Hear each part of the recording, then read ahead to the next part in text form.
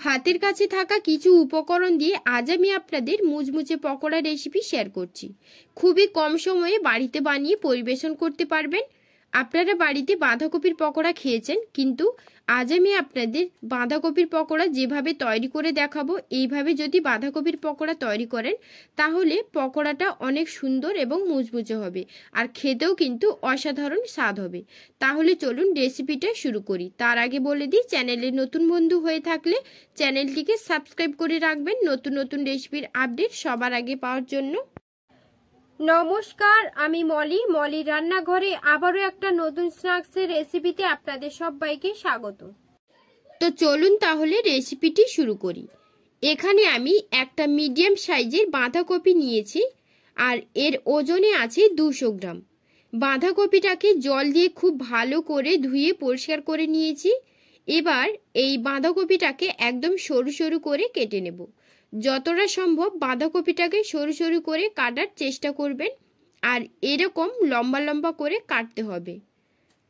দেখুন, এরকম লম্বা লম্বা আর সরু সরু করে বাঁধাকপিটাকে কেটে নিচ্ছি। দেখুন, এরকম সরু সরু করে বাঁধাকপিটাকে কেটেছি, আর সব বাঁধাকপিগুলোকে কেটে নিয়েছি। এবার কেটে রাখা বাঁধাকপিটাকে একটা পাত্রে নিয়ে নেব। এরপর এখানে নিয়েছি দুটো মিডিয়াম সাইজের পেঁয়াজ। পেঁয়াজটাকেও সরু সরু করে কেটে নেব। তারপর বাঁধাকপির মধ্যে পেঁয়াজগুলোকে দিয়ে দেব।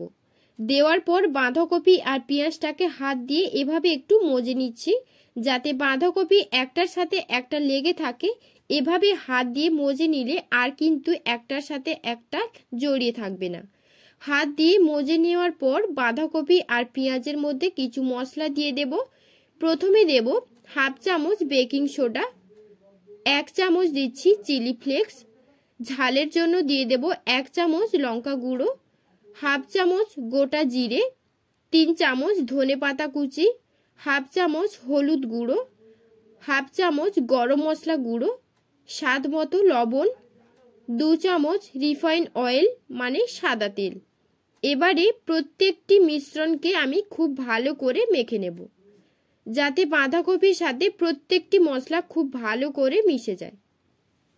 আর মাখানোর সাথে সাথে দেখবেন বাঁধাকপি থেকে জল বেরিয়ে অনেকটাই নরম হয়ে গেছে, আর তার সাথে সাথে বাঁধাকপিটা অনেকটাই কমে গেছে। তো দেখুন বন্ধুরা, বাঁধাকপি খুব ভালো করে মেখে নিয়েছি।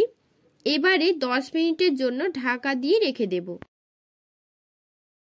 তো মোটামুটি 10 মিনিটের মতো ঢাকা দিয়ে রেখে দিয়েছিলাম। এবার ঢাকনা খুলে আরও কিছু মশলা এখানে অ্যাড করব। তো তার জন্য প্রথমে দেব 1 চামচ আদা বাটা। আদা বাটা দিলে পকোড়াটা অনেক সুন্দর হয় খেতে, তাই আদাটাকে কিন্তু একদমই স্কিপ করবেন না। এবার দিয়েছি 2 চামচ কাঁচা লঙ্কা কুচি, 4 চামচ বেসন, 4 চামচ চালের গুঁড়ো। এবার প্রত্যেকটি মিশ্রণ আবারও একবার খুব ভালো করে মেখে নিচ্ছি। আপনারা চাইলে এখানে কর্নফ্লাওয়ারও দিতে পারেন। আর বাঁধাকপিতে বেসন আর চালের গুঁড়ো দেওয়ার পর জল দিতে লাগবে না।